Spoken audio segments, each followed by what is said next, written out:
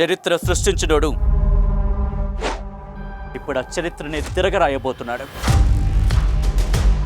అబద్ధాల గోడల్ని బద్దలు కొట్టి నిజాలను రాగా మీ ముందుంచబోతున్నాడు.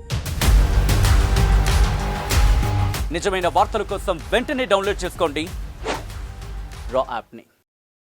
పశ్చిమ ప్రాంతమైనటువంటి ఆదోనిని జిల్లాగా చేయకుండా ఈ యొక్క పాలకులు చేస్తున్నటువంటి వ్యతిరేక ధోరణిని కూడా మేము ఖండిస్తా ఉన్నాం. తక్షణమే యొక్క పశ్చిమ ప్రాంతీయ అభివృద్ధి వైపు విద్యా, వైద్యం, త్రాగు, సాగునీరు, అదేవిధంగా ఈ పశ్చిమ ప్రాంతంలో ఉన్నటువంటి వలసల నివారణ కూడా కట్టడి చేయడానికి ఈ యొక్క ఆదోని జిల్లాతోనే సాధ్యం.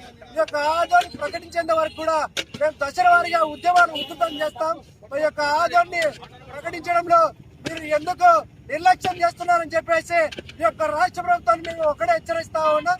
తక్షణమే సీఎం చంద్రబాబు నాయుడు గారు మీ యొక్క కుమారుడు పశ్చిమ ప్రాంతంలో యువకులం పాదయాత్ర పేరుతో పశ్చిమ ప్రాంతంలో పర్యటన చేసినప్పుడు ఈ యొక్క పశ్చిమ ప్రాంత సమస్యలు నాకు కన్నీళ్లు తెస్తా ఉన్నాయి.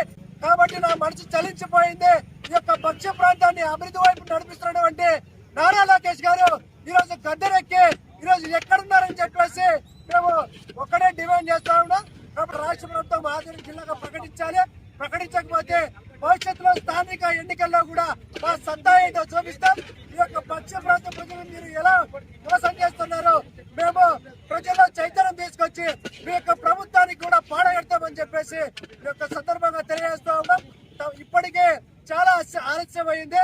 రాష్ట్ర ప్రభుత్వం తక్షణమే స్పందించి ఆదోని జిల్లా కేంద్రంగా ప్రకటించాలని చెప్పేసి విద్యార్థి యువజన ప్రయాస సంఘాల జేఏసీగా డిమాండ్ చేస్తా ఉన్నాం. మరిన్ని వీడియోస్ కోసం ఛానల్ ని సబ్స్క్రైబ్ చేయండి. లేటెస్ట్ అప్డేట్స్ కోసం వాట్సాప్ ఛానల్ ని ఫాలో చేయండి. అండ్ లింక్ డిస్క్రిప్షన్ లో ఉంది.